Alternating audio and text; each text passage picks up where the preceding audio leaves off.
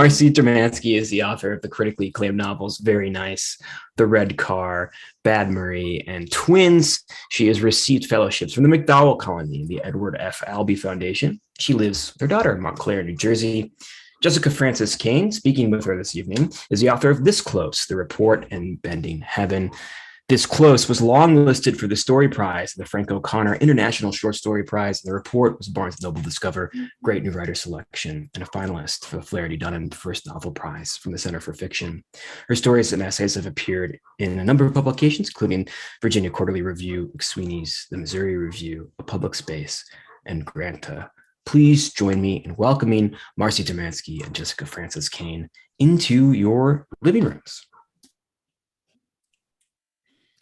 All right, well, let's have another toast, Marcy. Oh, now that we're officially beginning. Cheers. Cheers. Good to see you too. I know, it's so weird. To Hurricane Girl. To Hurricane Girl. You know what I was realizing, Marcy? What are you realizing? Oh yeah, we should show the book. Oh yeah. Hurricane Girl. This is very professional. What were you realizing? I interrupted you. Well, I was realizing that I've done more events with you than any other writer. Is that true? Yes, and they span continents. I know. I mean, I tweeted Berlin. We did a reading in Berlin, Right. which is really So surreal. we met in New Hampshire when Bad Marie came out. Oh my God, we did New Hampshire. I forgot that one. Yeah. So that was New the Hampshire, funnest one of them all, I think, honestly. when Bad Marie came out, that's when we met. Then we found ourselves living in Germany briefly, and we read together in Berlin, and then we read in Brooklyn. Yeah. Now we're reading virtually. So I think the way we're going, our next event will have to be like on the moon or something. That sounds fun. Yeah. All right. Underwater. Underwater. Okay. Yeah. But yeah, I mean, I don't know. I have real continuity with you, which is really kind of fun. And I don't know if I've ever told you this, but when the Red Car came out, I mean, we will talk about Hurricane Girl, but I just need to tell you what we talk about. that when Hurricane Girl, when the Red Car came out, that was 2 books ago for those of you who are not Dermansky aficionados. So I was in an epic reading slump at that time. That was the year of the 2016 election. Yeah, I remember. It's bad timing for a book to come out. Remember. Yeah. And I just was in such a funk, and I couldn't read anything. I couldn't finish anything. And then the Red Car came out. And that was the first book that I could read after that election. And I didn't actually know that. And it was the only book. It just swept me away, got me reading again. And ever after, I knew I would read everything that you wrote. Thanks, Jessica. I mean, so it's just your books are so unique, Marcy. And I've been thinking about how they look at my notes here. That they exist in this state, sort of an emotional territory that is kind of hard to define. They are gripping, and yet somehow the action seems to be happening in slow motion. They are vivid and very taut narratively, and yet they also, your narrators, and Hurricane Girl included, Allison, seem sort of numb as well. And to the best of my knowledge, from everything I've read online and social media, I don't think anyone has ever been able to pick up one of your books and put it down without finishing it. It's not. I mean, it's happening with this book. I didn't know that was going to happen. So. It is, yeah. So I guess my first question is, how do you do it? I think that's the one question. Like, I think I just can't answer. Do you know what I mean? I mean, so I feel like, I think when I write, I'm not thinking about other books. Most of the time I'm always thinking cinematically. Like, I kind of always have like movies in my mind. Like, I feel like I want every new scene to start. I mainly write chronologically, but I always want to start my next scene like in a different space, like in a car, so that every scene starts in a different room. Yeah. And I just want things to happen, and I want to keep myself entertained. Like, I think about audience sometimes, and I'm really my own main audience when I'm writing. Like, I'm writing for myself. So and so that sort of, I guess that works. And I don't know. I just always want to keep moving. Okay, my cat is now trying to eat a spider plant. This is the thing. I'm putting it on the floor. And so I wish I knew how to do it. Like, I wish I had a magic button that I could give to somebody else, or we want you to be you, and okay. but it is a special atmosphere you create. I mean, everyone responds to it and talks about it, and it's just it's fascinating to know you think cinematically. I like knowing that, and it does make me think that one thing I think about with your books is that they are plot driven, and I don't mean that in a bad way, right? Like, they're literary fiction, they're very literary, and yet they're also very propulsive, very plot driven. But your plots are I feel like only your characters could have these plots, and only these plots could go with your characters, because the plots are sort of crazy, and even though your narrators make sort of very intentional decisions, these decisions ultimately lead them into these crazy places. And but there is a way in which plot and character in your books are sort of intricately and uniquely combined, I think. So yes. So we need a movie. We need a. I would love a movie. Yeah, right. Things like the thing about like Hollywood and like getting your stuff made. I'm not allowed to talk about it, but until it's like official, I have all these little balls up in the air, and I'm not talking about any of them. It's so frustrating. Yeah. So I want a movie, and I want a TV show. Right? I want it all. It's the thing that, well, I don't know how people in the movie world do it. There's so many moving parts that have to come together and work all at once. Yeah. But yes, but I'm crossing my fingers. Thank you. We can have a collection. So I mean, this is a little writerly, but since I get to talk to you, I think they're good. Okay. I'm just pretending it's just me and you, so it's good. But what do you think about? So I've decided. I'm proposing that, well, one thing I think you do so well and so interestingly is you use repetition very well. Yeah. Okay. So is that intentional? Because I think that's part of why your books are so hypnotic. Yeah, it really is intentional.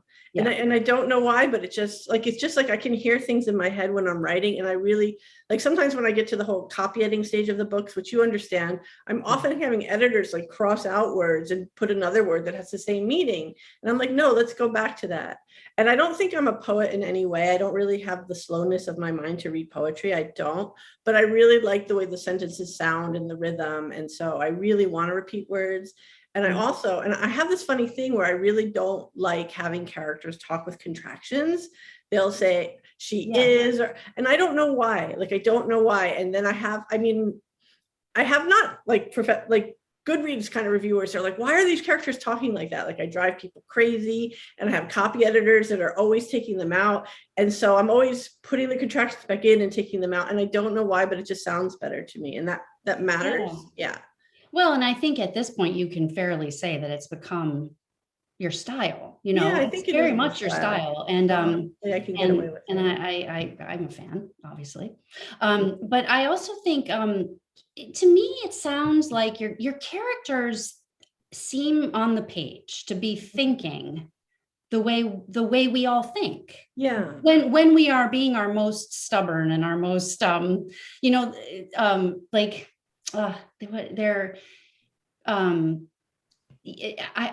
feel as if they're very deliberately working their way through problems. Obviously Hurricane Girl, I don't think I'm giving too much away to say that she has a head injury, and nevertheless she manages to drive herself up to her mother's and a multi-hour car trip, and she stops at a Starbucks, and she's making decisions along the way, and the way she's proceeding is the way,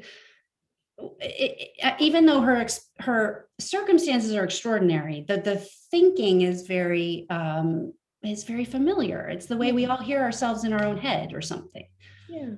I mean, thanks for anything. I mean, that's how I like to write. Like, I don't always write in first person, but I think I mainly do, but I'm not even sure. But it's always first person or third person close. I really just love going into people's heads, and I love having one character think one thought and the next thought, I don't have an example, just completely contradicts it. I think I do that a lot, and I just love it. And I just like. Oh wait, so okay, I'm going to leave the main reading to you, but can I just? But there's a perfect example of this that I wanted to. I'm very impressed with you.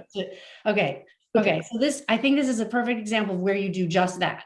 The contrary idea. So Right. this is like page 49, and Okay. Allison is on her journey up the East Coast. So at a rest stop on the turnpike, Allison stopped to get a Starbucks coffee and thought to herself, maybe everything was going to be fine. She had money, a wallet, a working cell phone. She was part of the human race. Yeah. So I love that. I mean, that's, to go from having those things and then part of the human race, to comfort herself with that idea. That's felt to me like a very classic Dermansky move, and I love it. I mean, part of it really was that she wanted to have like a cell phone charger was like a really important part of that part of the scene. Like she didn't have one forever. So when she gets her cell phone charger back, then everything is okay. That's right. So, working cell phone charger. I don't know. So now if I'm going to read, you should read. We'll do that now. Then I have a question. I tempted now that you said that to just skip ahead, because I read from the first scene, and I'm like, should I just go to Starbucks? Okay. Oh, well, I don't want to change your reading plan. I didn't prepare. I didn't prepare. So maybe. I mean, that chapter is like, that's too long. That's 4 pages. I'm not going to read that long because that would take forever. But there's one paragraph that I remember I had a friend that really liked, so I almost just want to go there. Preparation is good, but I have my glasses, so that's all right. All right, so the first chapter of this book is 2 pages long, and basically we learn that Allison has bought a little house because she, with all the money she has, like she bought a house on foreclosure. She hadn't even seen it. And she spent her inheritance from when her father died and some waitressing money, and she sold the script, and it's all gone. She puts it all into this house, and it's just sort of magical. And she left a bad boyfriend. And now we're on chapter 2, so we're on page 3 of the book, essentially. That's all the setup. Allison had lived in her beach house for a week and a half when the hurricane warning came. Category 5, orders to evacuate. She slept in a motel. She drank gin and tonics. I did that for you. Her father's favorite drink, and she watched the local news in her motel room. Good job. Her father, she knew, would have told her to buy the beach house. He would have told her, not for the first time, about the beach house he did not buy years ago, a decision he regretted to his death. Allison's mother had not wanted to spend the money, take that risk. Whereas Allison had bought the house, it would be okay. That was what she told herself. And in the end, in fact, the storm was reduced to category 3 and had turned north. Allison felt grateful to be spared. She got up, only slightly hungover, bought a coffee, and drove back to her house, which was gone. She did not find it, but in pieces strewn all over the yard. Wood beams and siding everywhere. The toilet from the second floor was upright in the same place on the ground. The red couch was precisely where it had been, in the living room that no longer existed. The roof lay in the middle of the road. Strangely, the steps up to the now absent porch were still intact. When Allison first heard about the storm, she imagined she would weather it, but then the winds picked up and she realized she was afraid. Her neighbor next door had nailed boards across his windows. Although Allison thought about asking him to help her, she also did not want help from men. She also did not like the look of her neighbor. He wore a baseball cap and had large muscles, wore sleeveless t-shirts that said USA. Bye, house, Allison said as she sank down on the front steps, clutching her cup of Dunkin' Donuts coffee. This was all she could find that morning on the drive from the motel. I loved you. Allison was not sure what to do. She thought about sitting on the front steps, but probably that was not safe. She'd spent so many good hours on the porch imagining her future. The house was insured, at least. She was not a complete idiot. You are an idiot, Allison said out loud to herself with a sigh. Allison had a tendency to be unkind to herself. In this case, it seemed warranted. Her mother, always a warrior, had advised her against the move. Her friend Lori had also been against it. You won't like it here, Lori had said. The beach might be good, sure, but think about the hurricane seasons, Republicans, white supremacists. Allison had claimed not to be scared of such things. Well, then you're an idiot, Lori had said. Allison often wished that she had a best friend who was nicer to her. Often it felt like not enough people were nice to her. Her next boyfriend, if something else, would be nice. I'll stop there. It's short. And I just want to give you, because we're virtual, I just want to give you, does this work? No. A picture of my view. Oh, look 2 cats on the table. All right. So they're very interested in what I'm doing. Okay. Your Sunshine and Ginger. Ginger. I was trying to remember. I was Yeah. Oh, you knew that? And they're in the book. There's a big cat and a little cat in the book. And I don't give them names, but they're just my cats. I made them the same color and they're just important, right? So right, they are. Yeah. Yeah. No, so I get, my daughter read Hurricane Girl after I did. Oh, really? That's so crazy. I love Your daughter's like a freshman in college, right? She is, yes. Yeah. And she, it took, she did what I had done, just disappeared with it and emerged several hours later, having raced through it, then went on to read The Red Car. Oh, wow. But anyway, I was telling her about your cats and, Okay. and so maybe, that leads me to another question, which is, that's not the first time you've put cats in a book, right? I feel like I know cats is one of your obsessions. Yeah, cats have been in Bad Marie. I did a risky thing because I think some people don't like to read books if harm comes to animals. They just won't read them. Oh. And in Bad Marie, there is a cat and it's already sick when it's introduced and that cat dies. So sorry, if you haven't read Bad Marie, you shouldn't read it because I killed the cat. I remember no, that. you should read it. Yeah. But otherwise, I think mainly I've been writing about dogs up until now.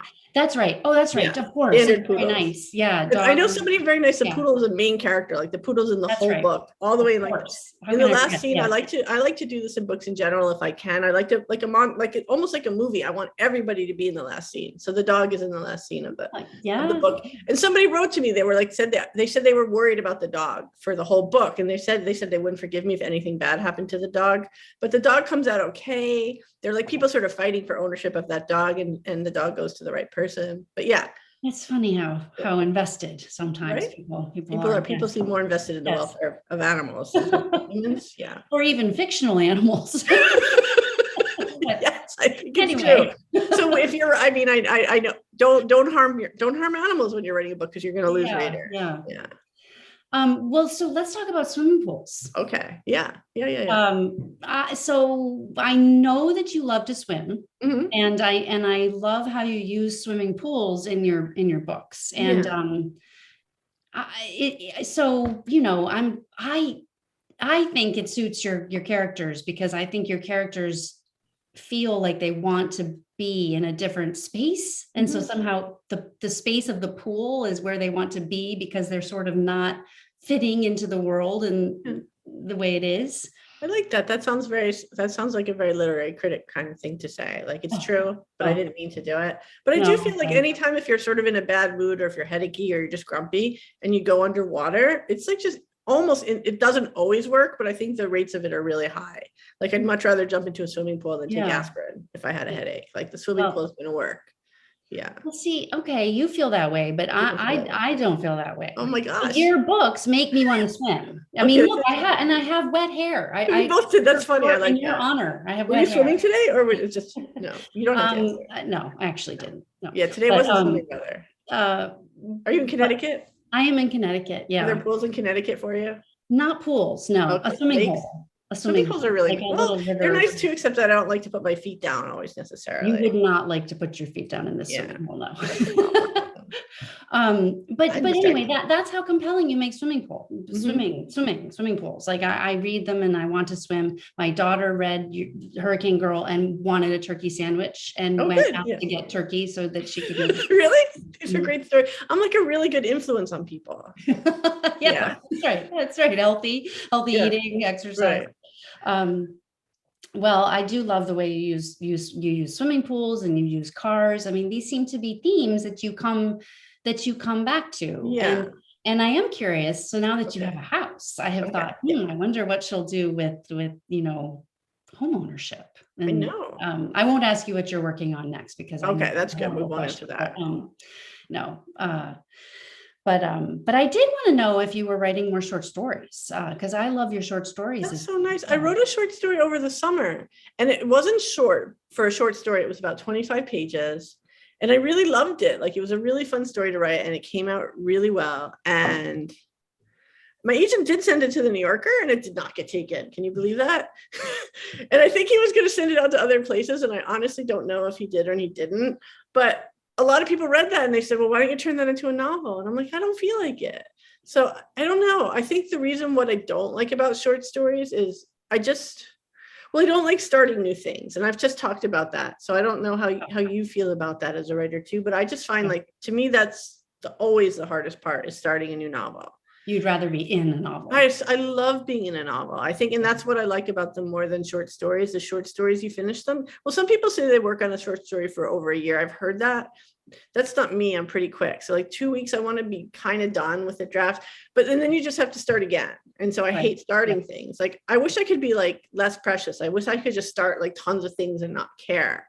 But I think I'm really hard on myself when I start something. So after I finish a novel, I'm like, what do I do? So I did write that one short story, and then I just, So I could write more short stories and it could be really fun, but then I would have, and I used to write them. Yeah. I have like about 10 or 12 good short stories, but then you have to just start a new thing. So it is different. Yeah. Well, how do you use art? I mean, I hear, I have prepared. visual. Little kitty cat. Yeah. Marcy sent me these. This is artwork of Marcy. Got them. That's good. Yes, thank you. I love them. Oh, I'm so glad. I've always loved your art, and I don't know. I wonder how as a person who has no artistic ability other than I hope writing, I don't draw, I can't paint, I'm bad at arts and crafts. When my children had to do arts and crafts in school, it was always, a nightmare. So I love other writers who have another form that they can work in. And I wonder if that, works. How does it dovetail with your writing? Do you find do you paint more when you're looking for ideas for your next book, or? I wish that were true.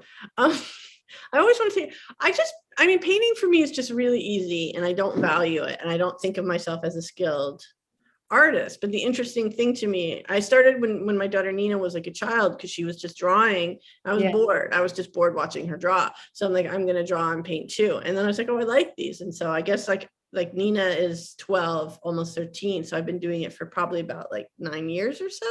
Yeah. And I don't take it seriously. And then like sometimes I just post things on Instagram. I always just want to post things. And I've started selling stuff, like not a lot, but I've probably sold like about 10 paintings or so, because people just want to buy them. I'm like, okay. And but I'm not interested in doing that. Like someone said, oh, like you can start an Etsy shop and you could sell your paintings. And I'm like, well, that's something when I get really broke. From the pandemic, I have like a stack like this high of like flower paintings, but mainly I just give them away, honestly. Yeah. And that's something I did all through the pandemic, was just like, people just post, it's life, right? But I'm sometimes so surprised on Twitter and people just post their sadness and they just put it out there. And I'm not for or against it, but what happens is it just sort of hits me, and there's nothing I can do. And I'm just like, well, I just feel bad, and I don't want to not comment, but I don't want to comment. So I just write the messages, and I'm like, hey, I'm so sorry. Can I send you a painting? And I've just been sending, I sent out, I don't know how many paintings I sent out over the pandemic. And it's just like sort of shocking how pleased it makes people. Like, so. Oh, gosh. Yeah. That's beautiful. Yeah, and I didn't mean for it to be beautiful, but it's sort of. No, I know, I get it, but I don't know. I think I'm sharing it, so I've just ruined it. Yeah, no, that's okay. Yeah, you can still do it. Okay. I think that's. But like almost anybody that I knew personally that had COVID and posted it on Twitter or Facebook got a painting, because what else could I do for them? And I've been dropping off a lot of soup. I've helped Rosario's in Montclair a lot, because they have really, really good chicken soup. That's really nice. Yeah. It's small. It's really small, but it doesn't. I just like painting. There's no pressure to it the way writing feels pressured. You know what I mean? Yes. Right. If you have a bad day painting, who cares? If you have a bad day writing, it just feels like, oh, I've wasted all my time. Well, I envy you having an outlet like that, but you can do well watching TV, by the way. So then there's no stakes. That's right. That's true. Okay. Do you read when you're I find the rhythms of your prose so unique and distinct, and that I've wondered if are you one of those writers who can read while you're writing, or do you not read while you're writing? No, I go through the same thing with you, where I definitely go through book slumps. I've been in one. Yeah. Like I've been through one fairly recently, and I can share with you what I'm reading now that just got me out of another book slump. But I do always read, because I like to read before I go to bed. Do you know what I mean? So I don't stop reading. Right. And I guess I haven't had that experience, which people do, where you start reading something and it's so much like yours that you suddenly can't read it, because then it's maybe like you said, my stuff isn't like other people's things. So, and what I'm reading right now, the one time you came out to visit me in Montclair, which was just so awesome because not that many people come to Montclair. It's just a fact. You have to see your friends in New York. It's like, that's the way it works. That's just the world. Yeah. Mm-hmm. It's just the world. You go to New York, you don't go to Montclair. But by the way, I did have a party on my launch day. And I had one friend come from Queens and I had one friend come from Manhattan. And I couldn't even believe it. Like I invited them just for like a lark so they wouldn't feel uninvited. They came. I'm like, oh my God. But but you came to Montclair and that was big. And I did. That was a nice day. It was a nice day. And we had lunch with Alice Elliott Dark. And her book is coming out in July. That's right. And our books couldn't be any more different because hers is 600 pages long and it's very, very classic, like Jane Austen. It's just, I don't know if you've gotten a galley or no. I have a galley and I have not cracked it yet. So there's something so intimidating about a 600-page book. To me, at least. To me, I had it for a few months before I cracked it. Yeah. And it's about old people. And I think she's got a tough sell in a way. And it's really, really, really, really good. And I'll be sad when it ends. I love her. Yeah. So it's like a real treat. I feel like I'm saving it for the right time. But So it's coming out. So maybe you're saving it so that you can make it. Yeah.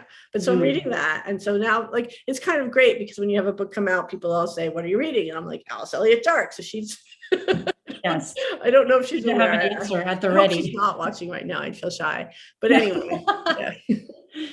Oh. Well, let me see. What else can I ask you here? I have I have all these questions. You're doing a really good job. Let me tell you my favorite words. So here are words that are always used to describe your work, which I agree with. I agree with all of these: mesmerizing, mysterious, imaginative, smart. And it's all true. But the one that I saw recently that I love the most is unflinching. Unflinching. Yeah. And it's true. There's a stubborn bravery to Leah that I really like. Well, to all your protagonists, but maybe especially Leah, because she's in the face of acute injury, both physical and emotional, right? She perseveres and she just, and even as she goes about what she is doing, her mental asides about what other people are doing and their behaviors that bother her or don't bother her, it's all just very, there's a stubbornness to her that I love. And there is an unflinching quality to your characters. That's great. So I like that because the word that gets used that I don't like is passive. You know what I mean? So unflinching is a much better word. So we're gonna go with that. So I wouldn't agree with passive. Good.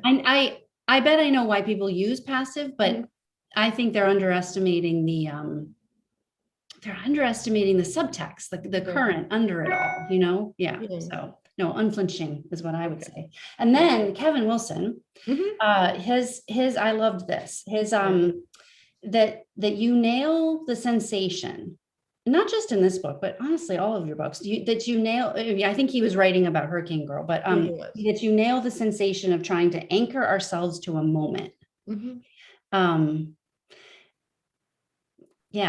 That is great. I mean, isn't that great? You want? I mean, Kevin and I know each other. Like that's okay. Yeah, right. It goes okay. But I feel like we sort of get each other. And so like he kind of always has characters that are like riddled with anxiety and he writes short novels. And I think we sort of almost, I don't know, it's too big to say like we have a conversation between our books, but we've written to each other after reading each other's books and things like that. So that's fantastic. It's pretty fantastic. And I mean, it's a dream. It's a dream. It was really scary. Conversation.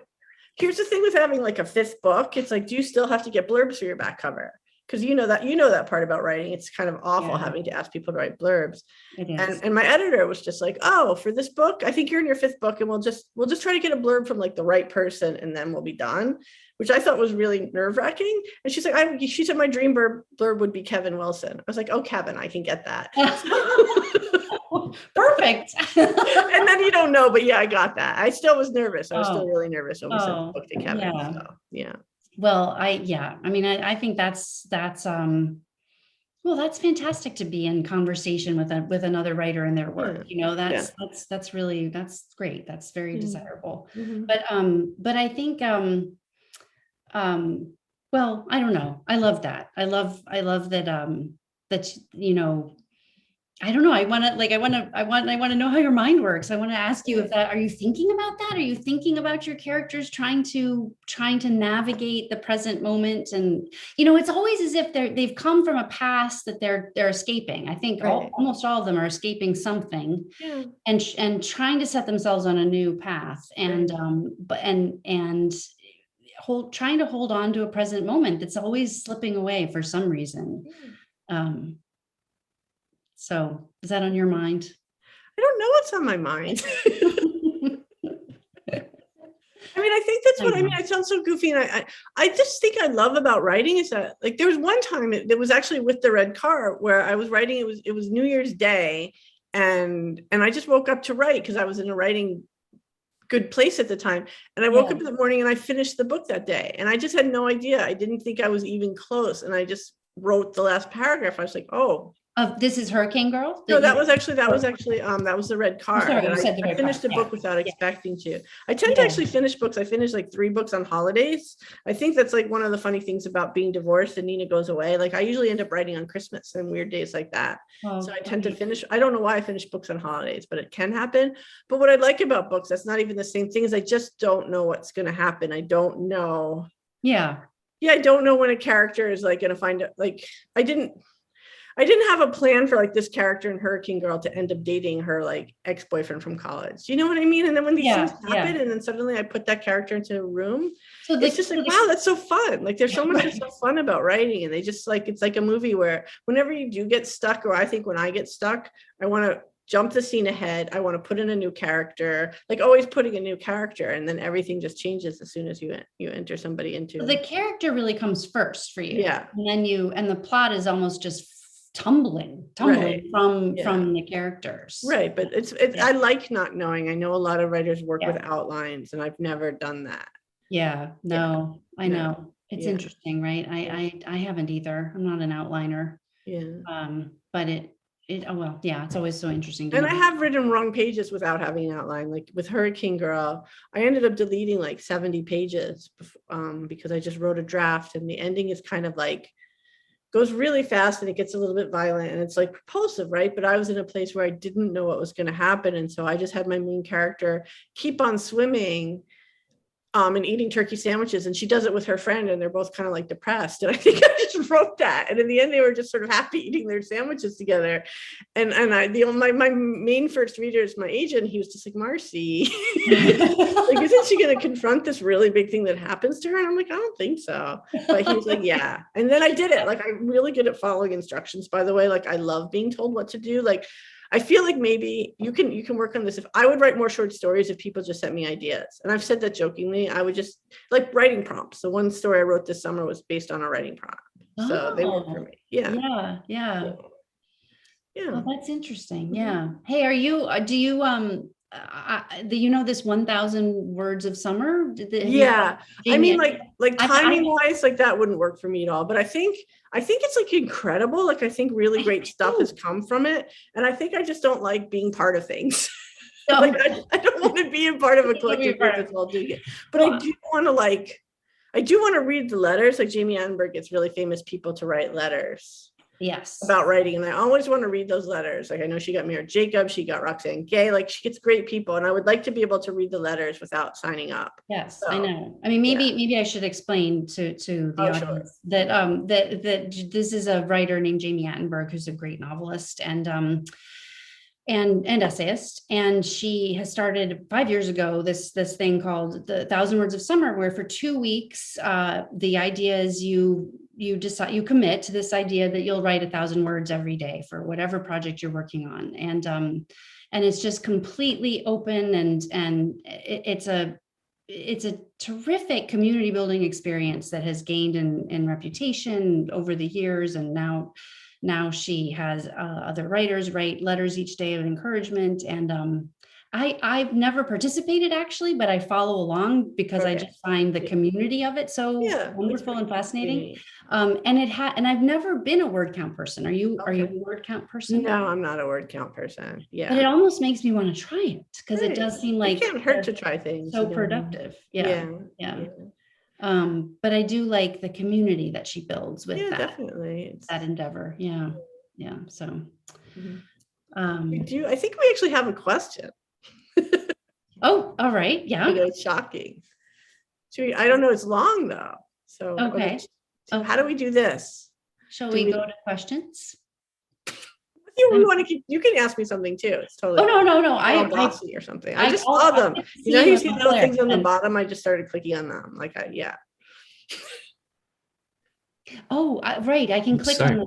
Well, we'll let John do it. Well, I'm happy to ask the questions, and then but Jessica, if you have additional questions, I think we'll certainly have time. I cut off Jessica. Well. It's the rudest thing I just did. No, not at all. I think we can definitely jump into the question. Okay. Our viewer asks, Allison is a victim of violence and then pulled away from that violence and shown something different. I remember feeling so worried the danger would catch up to her again before the book is done, like it's going to pull her back in. And that's part of the book's wonderful tension. Can you talk about putting your characters in these sorts of positions where danger and violence feel right around the corner? Yeah. And thanks, Eve, for asking that question, for reading that. It's once again, I mean, I recently, I read this book. I wrote this book over a year ago, and I went to reread it. And I won't give a giveaway, but there's a scene where the character really puts herself in danger. She goes back to this house where she shouldn't go. And I'm reading, I'm like, don't do this. I was just like, this is so scary. I was scaring myself. And I don't have it planned, why I'm going to put them in suspicion or what I do. But I do know that I want to make it interesting. I do believe in happy endings. So I kind of knew all through the book that she was going to be okay. I knew that, and that really was helpful to me. And so I don't necessarily want the reader to know that. You know what I mean? I kind of want them to be worried. And this was the first book that I ever, because Allison was she wrote a horror script. This is the first time that I actually put horror into the book. And that was just interesting, and that was fun. And I didn't know that I was going to do that. But I think that with novels, whenever you put something in it, it's always a good idea to go back to it. You know what I mean? You never want to introduce a character and then not use them unless they're just not completely not important, but otherwise you always have to keep working with what you have. So because she was a horror writer, I think really that was the only reason she became a character in her own horror film. But are you thinking at all about I think I've seen a review of the book that suggests that you're working in this way where Allison is escaping a bad boyfriend, and then right. There's an attack. I don't want to give too much away, but it's on the back she's cover, running away from men, and that that there's, I don't know, this idea that maybe she can't move forward, and that revenge plays a role in moving forward, that she can't move forward until she moves backward and addresses what happened to her. Were you thinking about that at all? Well, that was the thing my agent told me to do. I don't think he didn't tell me to do what she does, but he just says, she can't just let this happen to her and move on, because that's what happens. Something really bad happens to her, and she doesn't want to call police. She just wants to just forget about it. And I guess I was suggested, not even for reality's sake. I think I was suggested for narrative drive, that I had to do that. Yeah. And I was it's funny because people are always all the men are bad in this book. And I'm well, maybe sometimes men are kind of bad, but I'm always going to go back to the doctor character, and he's really nice. And some people who I know thought that she was settling to go to the doctor character. I'm no, he's just he's really nice, and he has money. I feel like that's a good thing. Why not have a partner who has money? That's great. So I was a big fan of him, and a lot of people are not, because they just don't think he's special enough, which I don't understand. So. Well, and the brother is kind of heartbreaking. Yeah. That's nice. The relationship with the brother that just isn't quite what it might have been. Right. I thought that was point. I think he can work that out too. It's not there yet. Yeah. Yeah. That's nice. I'm glad you think that. I worry about the brother character and his perception. I do. Yeah. I worry a lot. So when a book comes out. Yeah. Patty asks, I'm really looking forward to reading this new book. I loved The Red Car and then immediately read Bad Marie. If I remember correctly, the protagonist in Bad Marie was constantly making terrible decisions. So the question is similar to our previous question. Is that one of your writing strategies, to really push things with regard to your characters? That's a great question. And I mean, I think in a weird way, like once you have 5 books and you start comparing them, like I think Bad Marie and Hurricane Girl are sort of like the most closely, like they sort of mirror each other in a way, except that Bad Marie makes worse decisions, I think, and doesn't have I think it doesn't endanger, but I don't have a strategy. I wish I had a strategy. And there is a part, like now that I talk about, there was a part in Bad Marie where things where they become completely unworkable and she has to leave. And in the first draft of that book, she goes to Vermont and like goes and lives on a farm with like this family that she tore apart. And boring, just like the end of Hurricane Girl was boring in the first draft. So it's good that people don't read your first drafts. And then I was like, well, I actually put that book in a drawer for a while. Like I wasn't going to finish that book. And then I put it away and people had really loved the beginning. And then when I wasn't writing for a really long time, I'm like, well, why don't I just go back to that book that I put in a drawer? And there it was. And so I guess that can work. And so instead of going to Vermont, that was Bad Marie, Marcy? Yeah. Bad Marie. Okay. Yeah. I talk about it. But instead of going to Vermont, she goes to France, and then everything became really good. Yeah. And that was harder to do because I don't really know France. Like I've been to Paris, but I've only been like for 3 days, like for a weekend. So I ended up like using a lot of knowledge, like research. It was like what I knew from movies. Like, so I used like, I knew there was an, I just saw a Ferris wheel. There's a Ferris wheel near the Eiffel Tower. And I didn't know that from like the weekend I was in France, but I saw it in a film. So I put it in my book. But so I wish I had a strategy. And so maybe like the only good thing I could say to writers who want to know how to make things work is that you don't actually know how. That's like what I would say, that you don't need a strategy. Yeah.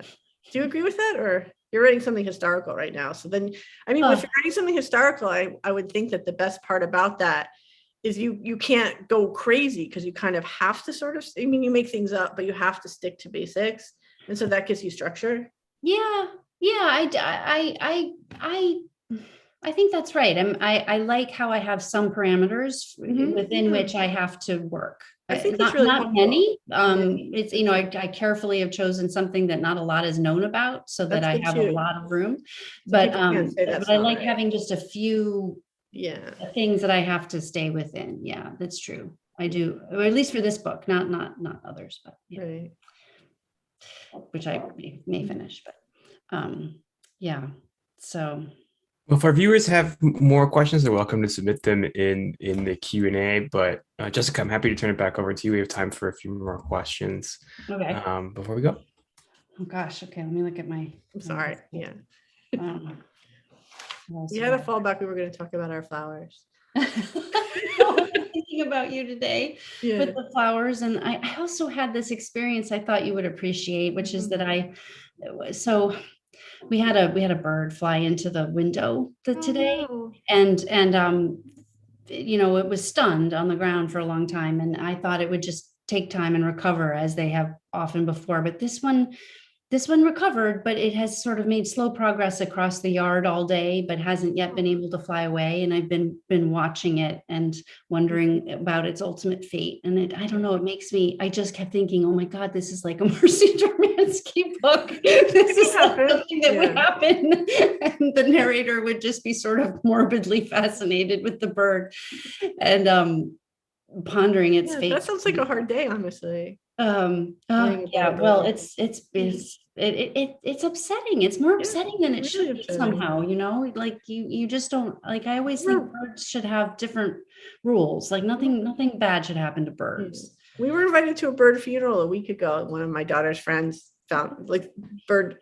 She tried to nurse and it died, and we got invited to a bird funeral. And Nina was at like a friend's house, and I was at the swimming pool, and we get this message saying, do you want to come to this bird funeral? And we were like, no, we didn't go. But we didn't know the bird. We didn't have a connection with that bird. I was like, how can I leave the pool to like go to a dead bird funeral? And was it a pet bird? Or no, it was just really like, you actually think that's something that like a 6-year-old would do and not like a 13-year-old kid, but it was just a bird in their yard. I don't know why. Bird there. Okay. Yeah. So I just admitted that's who I am. I'm somebody that would rather stay at the pool than go to a funeral. Oh, well, yes. We have a new question. I can see it. We could ask the typewriter at the top of the screen, ask it. Oh, okay. Yeah, Or- sure. I'm not seeing these. So Oh, you yeah. don't see, there's a little Q&A button Oh, at the yeah, bottom yeah, yeah. of the Oh, screen. right, So right, I right. opened it, I but can he's see back. it. I've forgotten. Oh, good. Yeah. Rachel Oh, asks, it's Rachel. It's Rachel, right? I was happy too. I wasn't sure what you meant by repetition earlier. Repetition of individual words, images, motifs. Yeah. Yeah, that's an easy one to answer, I think, because I think when Jessica asked it, I definitely repeat words, like just simple words. Like if I have a word in one sentence, like the next sentence will use that same word again. And that's really what I think. But then, and that's just basic. And then, but I think one writer that I used to like love, and now it feels like his work is sort of repeating itself too much, was Haruki Murakami. And he's so famous that he doesn't care. He just repeats everything, like in terms of motifs. So there's like a bingo, like if there's like a cat in a Murakami novel, drink. If they drink whiskey, drink. And it sort of gave me permission to just be like, well, Murakami can do it because he's internationally world famous. So I have like sea lions and 2 novels, which feels like you shouldn't be allowed to do that, right? And I have swimming pools now and 2 books in a row. And so that's a different kind of repetition. But I think, unfortunately, I think I might have to eventually write a novel that requires research, because I think I'm just using too much of myself up, and I might need to have.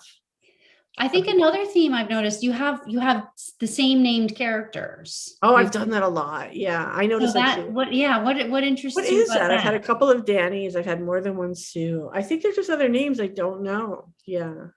Well, but in Hurricane Girl plays a role, right, in the plot. Like it sort of concerns her that she's met 2 Keiths and that she Yeah. And that's something I strangely feel guilty about. Not really. I mean, I guess it's a name I don't like, but there are a lot of Keiths in the world. Like it was not this year, but last year, like while I was writing the book, one of Nina's closest friends, her dad was named Keith. And Keith was always just picking up her friend from our home. And I just felt guilty all the time that his name was Keith, but I wasn't going to change it. So, I don't think this girl's dad is going to read my book. I think we're okay. Yeah. But. Well, it's interesting how it works in the book, and that she's thinking about. Yeah, and then the third man comes into the book, and his name is Keith. Oh, so I guess that's one other thing I could say that I like to do, and that might not be Rachel's question exactly, but I really love coincidences. Like I just think, I just find them really pleasing in real life. Like in real life, when something happens, it's just like, it just gives me such pleasure, like small coincidences. So in this book, if a new character comes in and he's named Keith, that's just ridiculous. Do you know how many names there are in? I just love that. And I think that's something about writing that, like, I'm always trying to please myself. And so, and in this book also, like the doctor, Allison goes to the hospital, and the neurologist who treats her is like her high school boyfriend. That's a huge coincidence. That really pleased me. Yeah, but it pleases you. Yeah. Yeah. Well, I love that you do that, because I think there's a way in which fiction writers often tend to, it feels like you can't use coincidence because it will be too convenient. Right. But coincidence does exist. It does happen in real life, and it sort of feels like it's a shame that we don't, use that in fiction more, because it can be kind of wonderful and lead to interesting things. And I think one thing, I don't know if this is on purpose, but I think real life is really boring sometimes. Just every day is really boring. I find life boring sometimes. I feel like fiction really needs to just hide in everything. Like you don't want to write a boring book. So when I write those boring pages, let's just take them out. So why not have these crazy coincidences like that couldn't happen, or people think couldn't happen in real life but could? There's that whole idea about truth is stranger than fiction, and that's really true as well. Yeah. So I always want my fiction to be more interesting than my life, I guess. Yeah. Well, I have a standard bookseller question that I can ask to wrap us up, unless Jessica, you have a burning question for us to end on. So my hopefully not annoying standard bookseller question is, obviously as booksellers we love to hand sell, as we call it, and put books in people's hands and recommend things that we're reading that are right on our nightstand these days. So I'm curious if you're willing to share, in addition to purchasing Hurricane Girl and purchasing Rules for Visiting, what you might be reading that you might recommend to our viewers and our readers. The good news is that a book just came into my head. All right, so I recommend Alice Elliott Dark's book, which doesn't come out till July 5th. It's called Fellowship Point. Another book that I read that came out in May, so you can get it, by Michelle Hart, and it's called We Do What We Do in the Dark. And I really actually did love that book. So, and it's about a lesbian relationship, but it's about a woman who kind of has an affair with a professor who's not her professor, and how that kind of affects her life. And it's just really sort of burning, and it's all just like about like what the character's thinking. It's just like, I found that to be a propulsive novel, so I would recommend that. And her name, Michelle Hart, did I say that? I think so. Yeah. I want to read that. Yeah. Yeah, it's really good. Have you read anything, Jessica? Oh, not fair. Not fair. Yeah, you're right. You're totally not prepared. I think those are the two books though. Like those two books like really pleased me. And so I think 2 books is a lot to recommend. I think we're doing good. Do you have that I don't know, when I have been on tour for a book and I'm asked that question, my mind goes blank, as if you have to be prepared. So I have Alice is prepared. That's and good. I think but the Michelle Hart book's really good, and I got lucky because she came to the Montclair Lit has a nice lit festival, and we'll have to get you to come to it. And I got to interview her, so it was just such a pleasure that I loved her book. It made things so easy, because I was really dreading not loving her book. So it was great, and I did, and so. And she'd given me a good review in Oprah magazine, so I kind of knew I was going to like her book. So Nice. But I can't think of anything else right now, so I have 2. So. Yeah. Our viewers, Rachel shared a book, We Measure the Earth with Our Bodies by Tursing Lama as well.